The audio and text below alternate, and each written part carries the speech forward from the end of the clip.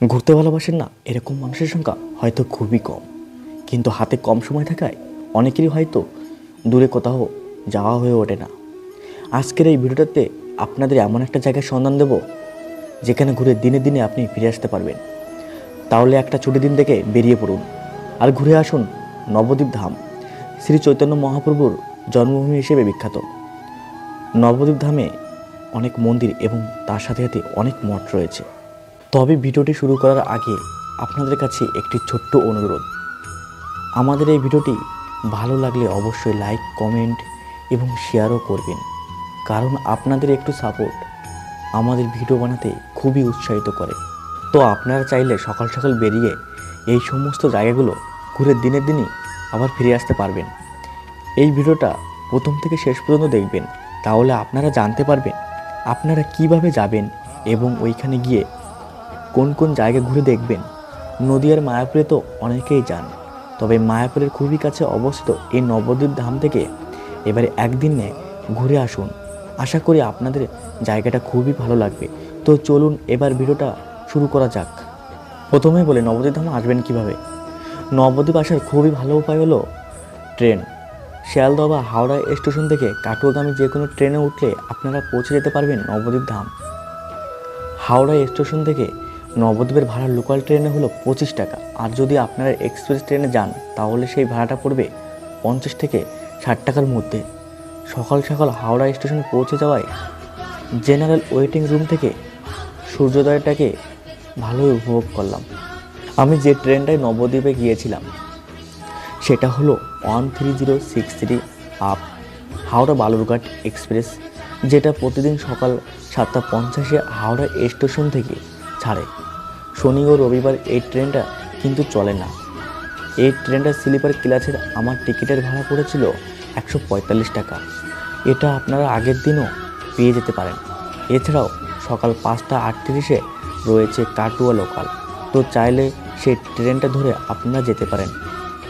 ট্রেনটি ঠিক সকাল 10টায় পৌঁছে গেল নবদ্বীপ ধাম।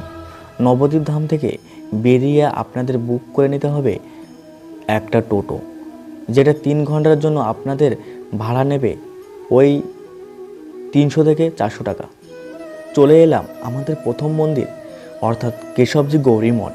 শ্রী কেশবজি মহারাজকে উৎসর্গ করে এই অসম্ভব সুন্দর মন্দিরটি গড়ে তোলা হয়েছে। মন্দিরের ভিতরে ফটোগ্রাফি কিন্তু অ্যালাউ নয়। বিগ্রহের কোনো ফটো এখানে তুলবেন না, তাহলে কিন্তু আপনাদের ফাইন হয়ে যেতে পারে, সেই কথাটা মাথায় রাখবেন। মন্দিরের ভিতরে খুব সুন্দর একটা মিউজিয়াম রয়েছে। এই মিউজিয়ামটা ঢোকার জন্য আপনাদের 5 টাকা এন্ট্রি ফি দিতে হবে। এই মিউজিয়ামটিতে আপনারা ফটোগ্রাফি করতে পারেন। এই মিউজিয়ামটিতে বিভিন্ন মূর্তি ও মডেলের সাহায্যে শ্রী চৈতন্য মহাপ্রভু এবং শ্রীকৃষ্ণের জীবন ধারণের বিভিন্ন চিত্রকে ফুটিয়ে তোলা হয়েছে। তো চলুন সেটা আপনাদের একটু ঘুরে দেখাই। ভীষণ সুন্দর এই মিউজিয়ামটি। দেখতে দেখতে সময় যে কোথা দিয়ে কেটে যাবে আপনারা বুঝতেই পারবেন না। তো মিউজিয়ামটি দেখা হয়ে গেলে বাইরে এসে দেখে নিন শ্রী কেশবজির মহারাজের সমাধি মন্দির। এর নিচেটাতেই ঠিক রয়েছে সমাধি মন্দির। সমাধি মন্দির দেখা হয়ে গেলে আপনারা চলুন পরের গন্তব্যের দিকে। এখানে কিন্তু অতিথি নিবাসও রয়েছে, আপনারা চাইলে এখানে এসে থাকতেও পারেন। এর পরবর্তী গন্তব্য ছিল জল মন্দির। মন্দিরের পুরো এলাকাটা খুব সুন্দর ফুলের গাছ দিয়ে সাজানো ছিল, আর এর মধ্যেই ছিল মন্দির। জলের মধ্যে হওয়ার কারণে এই মন্দিরটার নাম জল মন্দির। এই মন্দিরের ভিতরে যাওয়া নিষেধ, শুধুমাত্র পূজারীরাই ওই নৌকার মাধ্যমে ওখানে যেতে পারেন। এখানকার আর একটা মূল আকর্ষণ হলো এই হরিণগুলো। এছাড়াও বাইরে হরিণের খাবার পাওয়া যায়, আপনারা চাইলে সেই খাবার কিনে হরিণকে খাওয়াতে পারেন। এটা কিন্তু একটা আলাদা এক্সপিরিয়েন্স, যেটা এখানে আসলে একমাত্র করা সম্ভব। এখানে বেশ কিছুটা সময় কাটিয়ে আবার ওই মূল মন্দিরের দিকে চলে যান। মূল মন্দিরটা হলো যেখান দিয়ে আপনারা প্রবেশ করলেন ঠিক তার উল্টো দিকে। এই মন্দিরে রয়েছে শ্রীকৃষ্ণ এবং শ্রী চৈতন্য মহাপ্রভুর বিগ্রহ।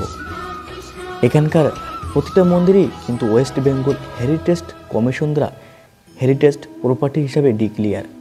তো আপনারা গেলে এখানকার নিয়ম শৃঙ্খলা এবং পরিষ্কার পরিচ্ছন্নতা বজায় রাখা অবশ্যই চেষ্টা করবেন।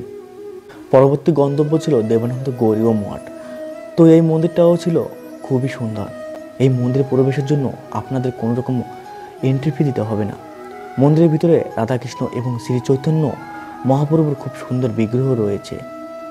তা আপনারা চাইলে ভিতরে গিয়ে অবশ্যই দেখে আসবেন, কিন্তু এখানে মোবাইলে ফটো তোলা সম্পূর্ণরূপে নিষিদ্ধ। তাই ভিতরে গিয়ে ফটো তুলবেন না। যদিও বা ফটো তোলেন তাহলে কিন্তু ওখানকার পূজারী যিনি আছেন ওনার অনুমতি নিয়ে তবে তুলবেন। পরবর্তী গন্তব্য ছিল শাশ্বত গৌরীয় আসন ও মিশন।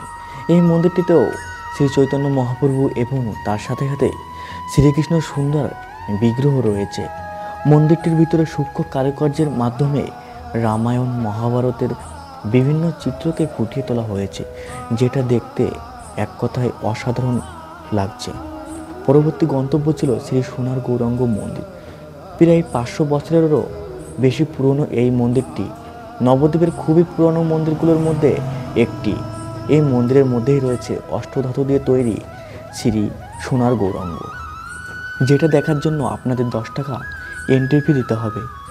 এই মন্দিরের ঠিক উল্টো দিকেই রয়েছে শ্রী শ্রী জগাই মাধাই উদ্যান মন্দির। জগাই ও মাধাইকে অসৎ পথ থেকে সৎপথে চালনা করার জন্য শ্রী চৈতন্য মহাপ্রভু তাদের দীক্ষা দিয়েছিলেন।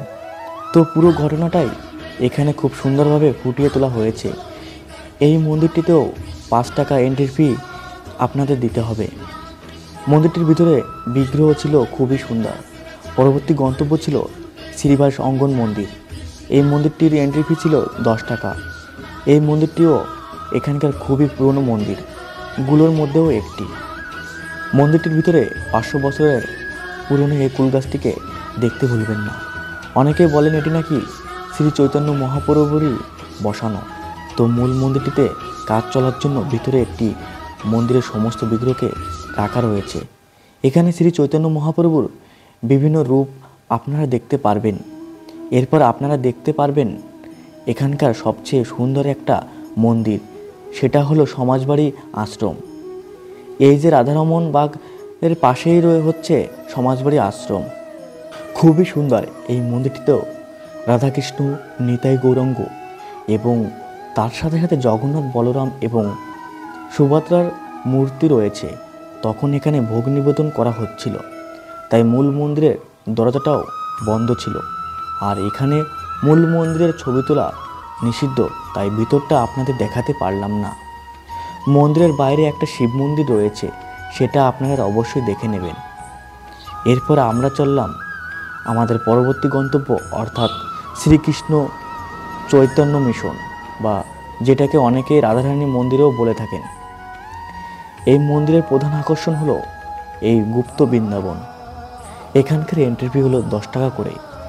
তো এখানে বিভিন্ন আলোকচিত্রের সাহায্যে পৌরাণিক ঘটনাবলীগুলোকে ফুটিয়ে তোলা হয়েছে, যেটা দেখতে আপনাদের এক কথায় অসাধারণ লাগবে। তা আপনারা এখানে গেলে কিন্তু এই জায়গাটাকে কোনোভাবে মিস করবেন না। এরপরে পৌঁছে গেলাম শ্রী জগন্নাথ মিশ্রের বাড়ি, অর্থাৎ যেটাকে বলা হয়ে থাকে শ্রী চৈতন্য মহাপ্রভুর জন্মস্থান। ভিতরেই রয়েছে খুব সুন্দর একটা সাজানো গোছানো পার্ক, যেটার নাম প্রিয়া কুঞ্জ।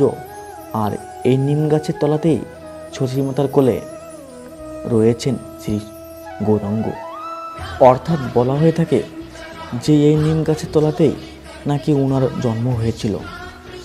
ভিতরে খুব সুন্দর একটা শিব মন্দিরও রয়েছে। তা আপনারা ভিতরে যখন যাবেন সেটা অবশ্যই একবার দর্শন করবেন। পরবর্তী গন্তব্য ছিল নরহরি ধাম। এই নরহরি ধামের এন্ট্রি ফি ছিল 10 টাকা করে।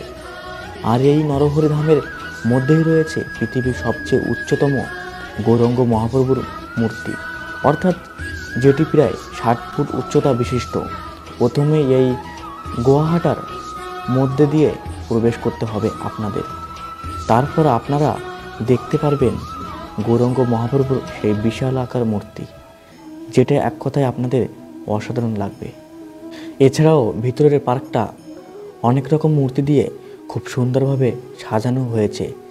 ভিতরের পার্কটা অবশ্যই পুরোটা ঘুরে দেখবেন, যেটা আপনাদের কিন্তু খুবই ভালো লাগবে। এখানকার আরেকটা মূল আকর্ষণ হলো এই মিউজিয়াম।